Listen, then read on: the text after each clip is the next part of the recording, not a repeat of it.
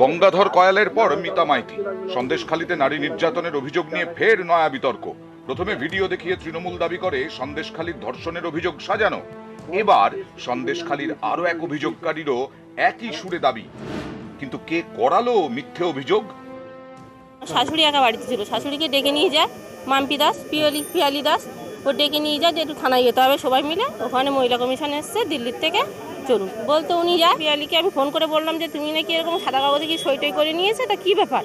বলছে যে কোনো ব্যাপার না, ভয়ের কোনো কারণ নেই, এমনি অভিযোগ ছিল তাই সই করেছে, তোমরা নিশ্চিন্তে থাকতে পারো। পরে কি জানলেন? পরে জানতে পারলাম, এক সপ্তাহ পরে জানতে পারলাম যে উনি কেস করেছে। কে এই মাম্পি ওরফে পিয়ালি দাস? কেনই বা তিনি থানায় নিয়ে গিয়ে মিথ্যে অভিযোগ করালেন বলে দাবি করছেন মিতা? মহিলা কমিশনার আসার পরে গ্রামের মায়েরা আমাকে ফোন করে ডেকে পাঠান, তার রেকর্ড আমার কল চেক করলে 19শে ফেব্রুয়ারিতে পাওয়া যাবে। রেখা শর্মাজি ম্যাডাম এসেছিলেন, উনি হিন্দি ভাষী, তো গ্রামের যে লোকাল ল্যাঙ্গুয়েজটা তারা বুঝতে অসুবিধা হচ্ছে, সেই হিসাবে আমাকে ডাকা হয়েছিল। গ্রামের মায়েরা ডেকেছিল। হ্যাঁ, তাই গেছিলাম। দেখুন, অভিযোগটা তো কোথাও কারোর বাড়িতে বা কোথাও তো হয়নি, অভিযোগটা হচ্ছে প্রশাসনের ঘরে, থানার ভিতরে। সেখানে সিসিটিভি ক্যামেরা ছিল, সেটা বের করলেই দুধ কা দুধ পানি কা পানি হয়ে যাবে। পিয়ালি দাস সন্দেশখালী আন্দোলনের সঙ্গে শুরু থেকে যুক্ত, বিজেপি করেন।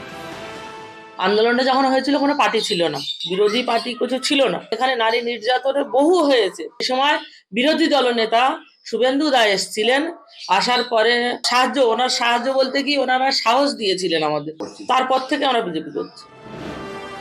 মিতা মাইতির দাবি, অভিযোগ তুলে নেওয়ার কথা বললে তাকে হুমকি দেন পিয়ালি। গেছিলাম পিয়ালি দাসের কাছে, বলছিলাম যে এরকম কেস টেস করেছে, কেন কেস টেস কিভাবে তোলা যাবে, তুমি একটু চেষ্টা করো। বলছে এখান থেকে বেরিয়ে যাও, তোমাদের কোনো ভিত নেই, এরপরে কোনো ঘর টর কোনো সুবিধা আসলে তোমাদের দেবো না। আমার যদি ক্ষমতা থাকবে নেতা মন্ত্রী হয়ে দেওয়া, তাহলে আমি তো কোনো পদে নেই, আমার তো কোনো পাওয়ার নেই, তাহলে আমি কি করে কারুর কিছু পরিকল্পনা আটকাবো? কারুর যে সে একটা সরকারি সুযোগ সুবিধা আমি কি করে আটকাবো? আমার হাতে তো কিছু নেই। উনি হচ্ছেন টিএমসির বুথ সভাপতির ওয়াইফ, যিনি এই অভিযোগটা করছেন। আমফান, বুলবুল এইসবের টাকা তো ওরা খেয়েছেন, গরিব মানুষ আত্মসাৎ করছে গরিব মানুষের টাকা পয়সা নিয়ে। তারপরে ওরা এখনো চায়, কদিন আগেই শিবু উত্তম ওদের মেরে বেডসই করে দিয়েছে বলে উনি বুথ সভাপতি টিএমসির। তখন ওনার মুখ ফোটেনি যে শিবু উত্তম জেলে গেছে, এখন বেরিয়ে বলছেন যে এইসব অভিযোগগুলো করছে। বুথ সভাপতি হয়েও দোতলা বিল্ডিং পিডব্লিউর উপরে ঘর করে পাকা বাড়ি করে বসে আছেন। এর বিষয়ে আইনি ব্যবস্থা, আমি যদি দোষী হই আইনি ব্যবস্থা নিক, আর আমি যদি দোষী না হই তাহলে এর একটা বিহিত আমি হাইকোর্টে গিয়ে করব, মানহানির কেস করব।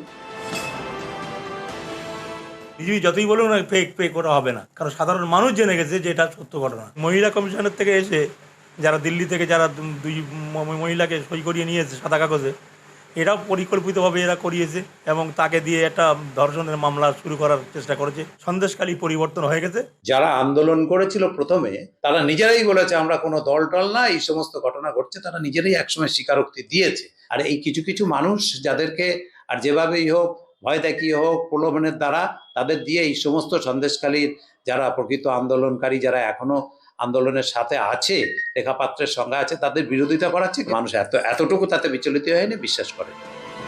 নিউজ 18 বাংলা।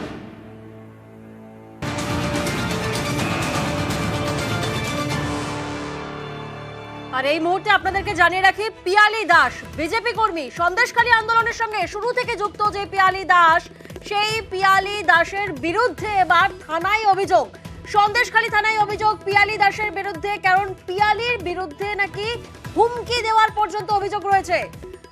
ঠিক কি অভিযোগ রয়েছে পিয়ালি দাসের বিরুদ্ধে জানবো বিস্তারিত। অনুপম এই মুহূর্তে আমাদের সঙ্গে রয়েছেন। অনুপম, পিয়ালি দাসের বিরুদ্ধে তো থানায় অভিযোগ দায়ের হলো, কে অভিযোগ দায়ের করলেন এবং মূলত ঠিক কি অভিযোগ সামনে উঠে আসছে? দেখো, এই যে সন্দেশখালীর পিয়ালি দাস ওরফে মাম্পি, যে এই সন্দেশখালীর যে আন্দোলনের যে অন্যতম মুখ পিয়ালি দাস, সেই পিয়ালি দাসের বিরুদ্ধে কিন্তু আজকে আমরা সারাদিনই কিন্তু আমরা বিভিন্ন রকম খবর দেখিয়ে যাচ্ছি। এই পিয়ালি দাসের বিরুদ্ধে এবার সন্দেশখালী থানায় অভিযোগ দায়ের করলো নিয়তি মাইতি বলে এক বৃদ্ধা। তার যেটা অভিযোগ যে এই পিয়ালি দাস অর্থাৎ মাম্পি এই নিয়তি মাইতিকে থানায় নিয়ে গিয়ে যখন মহিলা কমিশন এসেছিল তখন তাদের কাছে সাদা কাগজে সই করিয়ে নিয়ে তাদের বিরুদ্ধে এই ধর্ষণ এবং হচ্ছে বিভিন্ন রকমের অভিযোগ করে দিয়েছিল। এবং এই বিরুদ্ধে যখন এই নিয়তি মাইতি সরব হয়, নিয়তি মাইতি যখন একটা ভিডিও প্রকাশ হয় তারপরের থেকে নিয়তি মাইতিকে আজ সকালে নাকি পিয়ালি দাস তার বাড়িতে গিয়ে হুমকি দিয়েছে, মারধরের হুমকি দিয়েছে, এমনকি 20 লক্ষ টাকা ক্ষতিপূরণেরও মামলা করবে বলে হুমকি দিয়েছে। এরপরে নিয়তি মাইতি আজকে সন্ধ্যেবেলায় সন্দেশখালী থানায় গিয়ে পিয়ালি দাসের বিরুদ্ধে অভিযোগ দায়ের করেছে। তারপরে গুরুতর অভিযোগ পিয়ালি দাসের বিরুদ্ধে। ধন্যবাদ অনুপম।